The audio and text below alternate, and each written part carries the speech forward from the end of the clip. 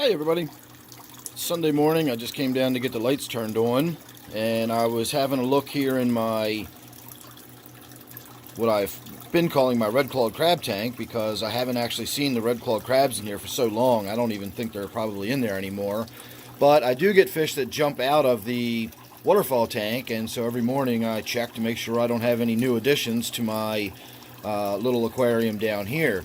So when I was looking in it this morning, I found something in there that I vaguely remember putting in there once upon a time, and apparently it is still in there. So hopefully the flash won't scare it away, and it's not overly exciting, but I found it kind of interesting. I don't know if I'm going to be able to physically get close enough, so we're going to try for the zoom. Where we're going to be looking is right next to this little gray rock right here, between this little piece of green and little piece of gray rock. And you're going to probably see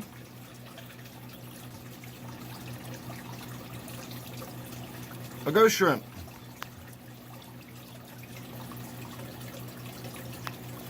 So I've at least got some ghost shrimp still in this tank, at least that one. I would imagine I've probably got more than that. I do vaguely remember checking my snail breeding tank. I breed snails for my puffer fish, and once upon a time I threw some snails in there, some shrimp in there, and they must have bred, because I've still got some in there.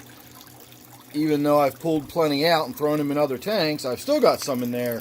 Now, I do remember throwing some shrimp in this tank because I thought maybe the sculpins that live on the bottom would be able to eat them, or possibly even the pupfish, the flagfish that are in there might be able to eat them.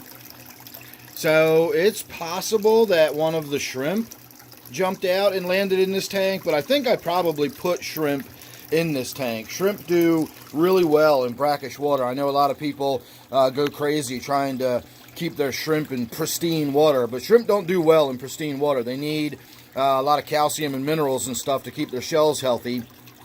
And, well, I don't know about other shrimp. I can't speak for like fancy shrimp and stuff like that, but ghost shrimp, or sometimes they're called glass shrimp, do really, really well. They thrive in brackish water, and if you can't put them in brackish water, then at least put them in hard water. And if you can't put them in hard water, at least put some salts in the water, some aquarium salt or something to give them some kind of dissolved solids in the water. But the ghost shrimp do not do well in very, very low dissolved solids. So there you go. We've still got shrimp living in this tank after all that time. And I don't see anything else particularly interesting. And I don't know how many of you have noticed this or not, but this is a poinsettia. This is one we had left over from the holiday season, and it was in one of these little decorative, you get them at the grocery store for a couple dollars. I have no idea where we got it, or somebody gave it to us, or we picked it up. But it was almost dead. It was one little twig sticking up with one little green leaf sticking out around mid-January. And I went ahead and stuck it under a light to see what I could do with it, and so far that's what I've done with it. So I'm going to see if I can keep it all the way through till next winter and see if I can figure out what it is that makes the poinsettias turn red the way they do.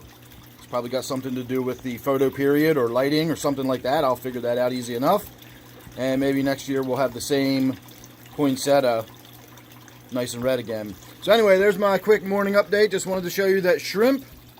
I know that wasn't a hugely fascinating discovery, but it was a discovery nonetheless, and I always like to get stuff like that on video. So make sure you subscribe, that way you won't miss anything. You never know what it's going to be with me.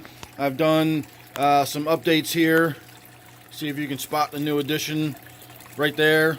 And we can talk about that later in my next update. I've also figured out where my singing has come from, but that's going to be for my update later today as well. So thanks for watching, and I will see you on the next one.